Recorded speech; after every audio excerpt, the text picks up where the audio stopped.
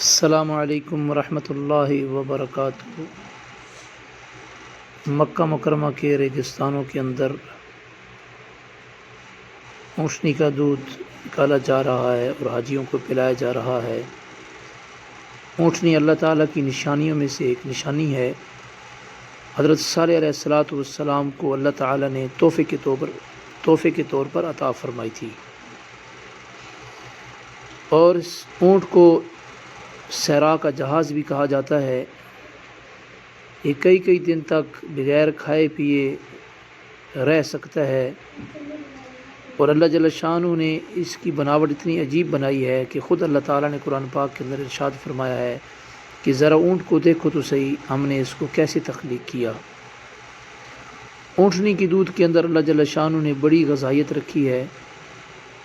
گائے اور بھینس کے دودھ سے کہیں بڑھ کے اللہ پاک نے اس کے اندر فوائد رکھے ہیں، اور یہ دودھ گاڑھا بھی ہوتا ہے باقی دودھوں سے، اور قدر نمکین ہوتا ہے۔ وٹامن سی کی مقدار دوسرے دودھ سے 3 گنا زیادہ پائی جاتی ہے، اور وٹامن بی بھی کافی مقدار میں پایا جاتا ہے۔ پروٹین بہت زیادہ پائی جاتی ہیں۔ اونٹنی کا دودھ بہت سی بیماریوں کے علاج کے لیے استعمال کیا جاتا ہے۔ پیٹ کی بیماریوں کے ساتھ ساتھ یرقان، ٹی بی، دمہ، خون کی کمی اور بواسیر کے علاج کے طور پر استعمال ہوتا ہے، اور شوگر کے لیول میں بھی کمی لانے کا سبب ہے۔ یہی وجہ ہے کہ جن علاقوں میں اونٹنی کا دودھ استعمال ہوتا ہے، زیادہ استعمال کیا جاتا ہے، ان علاقوں میں، ان ملکوں میں شوگر کا مرض بہت کم پایا جاتا ہے۔ اس کا دودھ اور گوشت انسانی صحت کے لیے جہاں مفید ہے، وہاں ان چیزوں کا استعمال سنت بھی ہے۔